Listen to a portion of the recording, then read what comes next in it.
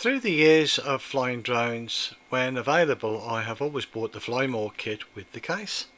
In addition to this, I've also bought the Aluminium Flight Case with the foam pick and pluck insert.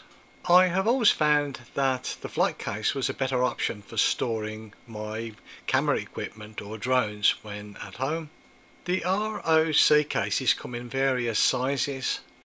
These particular cases do come with a shoulder strap, and they've got a foam insert that is pick and pluckable. This will enable me to pick and choose the items that go in the case and be stored. These cases are available online through Maplin. I will leave a link in the description below for the case. The handle is made of plastic. The quick catch locking mechanism has padlock loops. The provided shoulder strap can be connected to the loops on either side of the case.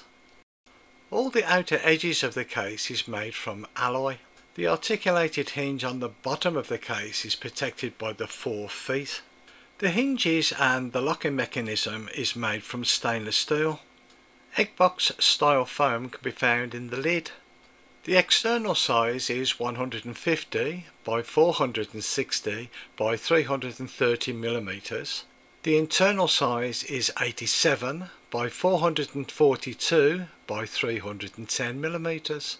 The foam is partially pre-cut. This will enable you to pull out the required shape for the equipment that you're placing inside the case. Spend a little bit of time moving the drone, remote controller, batteries, charger, leads to find the best solution for you. Over the years I have made mistakes when placing items too close.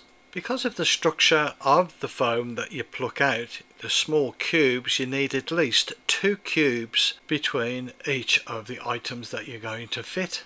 Anything less than that, there is the possibility of the foam collapsing because the wall thickness is not thick enough. Remember, take your time and have plenty of thought where your items are going to be.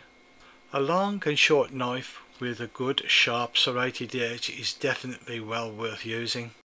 I know that the foam is pre-cut and you can pull out the required shapes. Using the knives to cut down each of the shapes in the foam will definitely work to your benefit. While preparing and checking the size of the hole that you're requiring, if you're unsure, make the hole a little smaller. It is more easier to remove the foam later than it would be to try putting it back. As with anything you do that you're going to cut, think twice, cut once. While you're cutting, you may want to pull back the foam a little bit to see where the line is where you're going to cut. What I have found in the past when I've done my cutting is to push the foam inward, not try to pull it out straight away. As you can see here, I'm teasing the foam out, not pulling it straight out. My first cut, I cut the foam to the depth of the case. Cutting the block of foam in half, I can replace the lower section back into the hole. This gives the drone a nice soft area to put the drone into to protect it, and it also raises the height of the drone so that the sponge in the lid can be placed on top of the drone, securing it. Remember, at least 2 squares from one item to the other.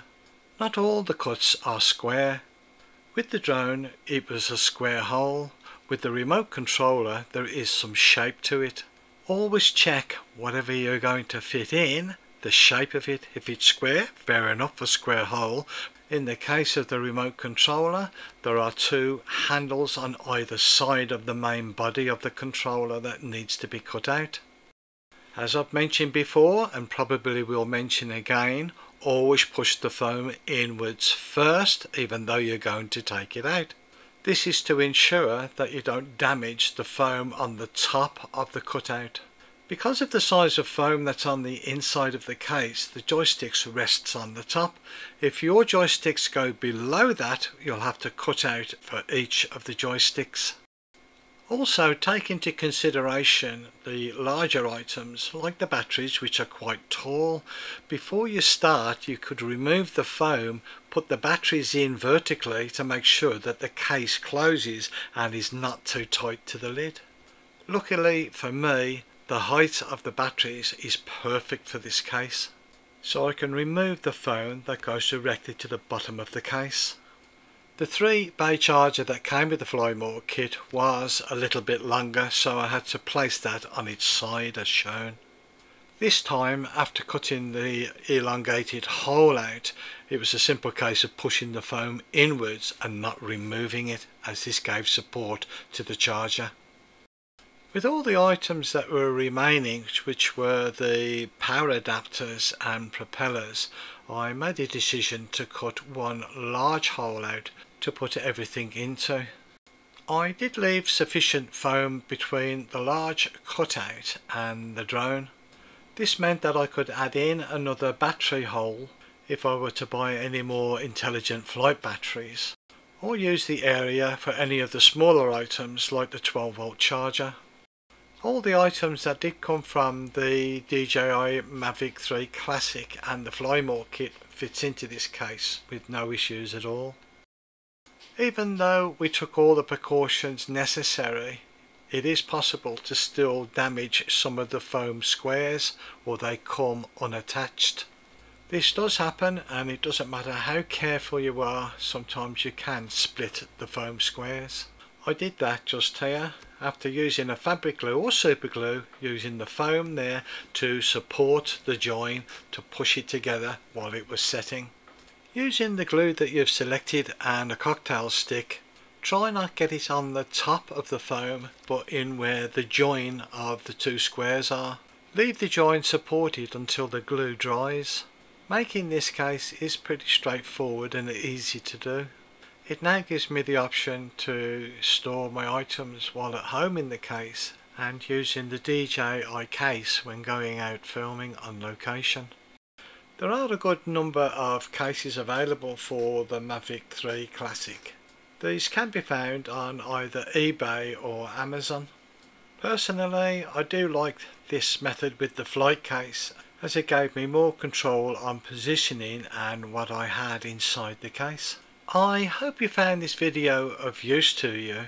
Thank you for watching, and you fly safe.